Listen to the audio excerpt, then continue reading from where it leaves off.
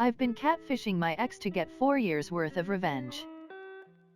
Context: I, 25F, dated Jax for 1.5 years, back in 2017. Jax ruined my life as I knew it when he white knighted me, got me into an isolated position and locked me into a domestically violent relationship where I was subjected to things I couldn't wish on my worst enemy. When we broke up, I spiraled into a deep depression, have tried and failed at therapy for post-traumatic stress disorder and have been struggling to trust and find healthy love again. Recently, it came around to me that Jax was back in town, and I knew this was the right moment to get back for the domestic violence that he never got the consequences for. So, I took everything I knew about him, and hit him up on Tinder. He fell for it, hook, line, and sinker. He would spend all day talking to Emily about how he wants a family, that he's always been a good man and that he's never had troubles before and has just struggled to find the right woman. Completely failing to mention what he did to me and of course acting up the white knight tripe. After talking for a month, Emily and Jax are meeting tomorrow and I can't wait to see the disappointment when he realizes that the woman of his dreams is never going to show up. In my mind, I'm writing this tragedy with the penmanship of manipulation and it is cruel, no doubt, but karma is a cruel mistress and I have zero regrets. I'm giving up my child for adoption. So I am giving my child up for adoption as the title says. I am both heartbroken and relieved at the same time.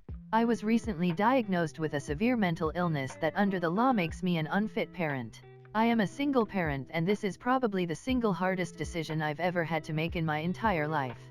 It's not that my son is unloved or unwanted. It's that I am incapable of being the loving parent he deserves. I only want the best for him. I found a loving family who is more than happy to adopt him as the mother was also an adopted child and understands the struggle that he will face. I feel like I'm supposed to feel guilt and shame but I don't. I feel happy at the prospect of us both living the best lives that we can and one day when he is ready to know I will face a young man I won't recognize. Edit. For everyone I didn't respond to, I want you to know that I appreciate all the kindness and support you've sent my way. I hope everyone has a good night and a better day tomorrow wherever you are at. Thank you for the awards. I did not expect this to gain as much traction as it has. Rip my inbox. Edit. I have seen multiple comments telling me to write him a letter. I have a special painting and a letter he will receive when he turns 18. Smiley face. My mom told me people will find my cancer scar in my stomach uncomfortable to look at, so I should always cover it up. At the age of 17, I was diagnosed with stage 1 ovarian cancer and had an operation for a 2.5 kilograms sized tumor in my ovary. So obviously it ended creating a big scar across my stomach vertically. It's roughly about 6 inches. I was really insecure about it at first and hated even looking at myself. Now it's become a part of who I am and is just proof of something I fought over. So I can say I'm comfortable with my body now.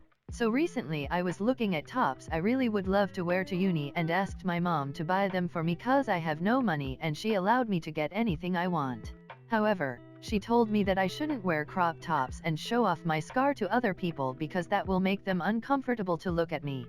I honestly didn't think it was that bad. She continued to tell me that since it's a place I can cover up and I shouldn't wear clothes like that. She acted like it's something I should be ashamed of. That's what hurts me the most. I never asked to get cancer, like what? Does society really think people should cover up like that? Are people really disgusted by the scars on the bodies of other people? It's not like I'm asking people to look at me, I just wanna wear clothes I like just like everybody else. I bawled my eyes out in my room right after cause I literally couldn't believe my own mother would say something like that to me. After I wrote the post last night, I told my mom how her words hurt me and that she should apologize to me. I made it clear that rather than it being about the top I wanted to buy, it was about her shaming my body because of my scar, and she told me that she doesn't care and I should go kill myself. Cried the entire night after this. Everyone tells me she probably didn't mean it, but again in the morning she told me the same thing. I don't even know what's wrong with her. I never thought she'll be like this to me. I love her so much, but how could a mother say that to her child? Afterwards, seeing all the comments made me so emotional. Thank you to everyone who replied.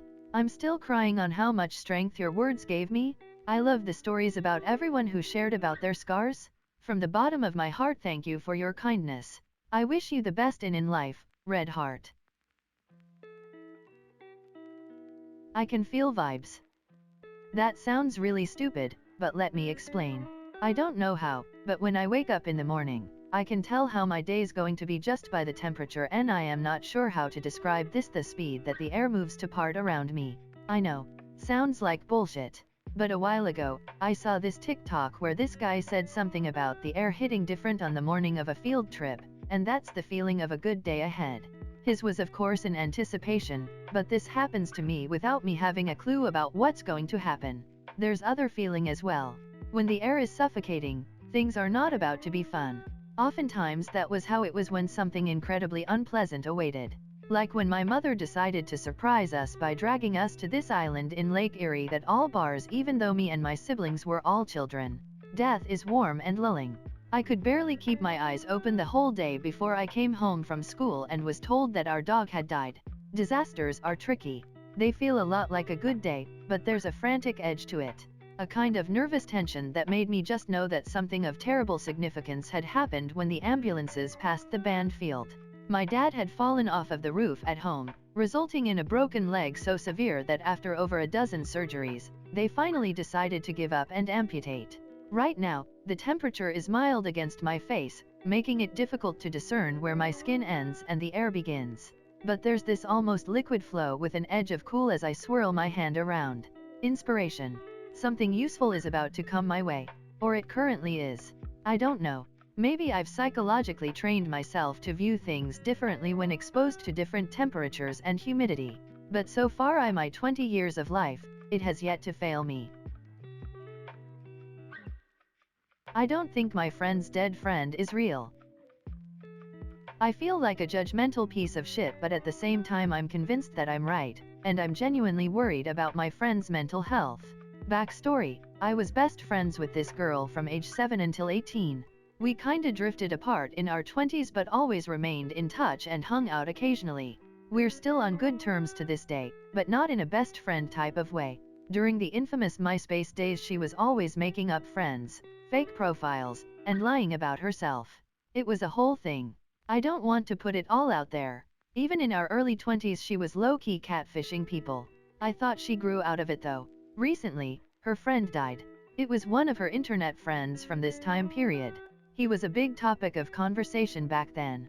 I remember him, and his page.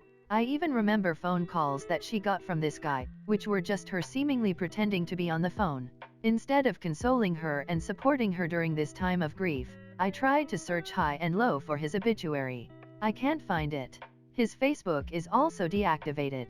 I know his first and last name, state he's from, and date of death, and I can't find a damn thing on this person. There is no digital footprint. I don't want to support her in her time of mourning if this person isn't even fucking real.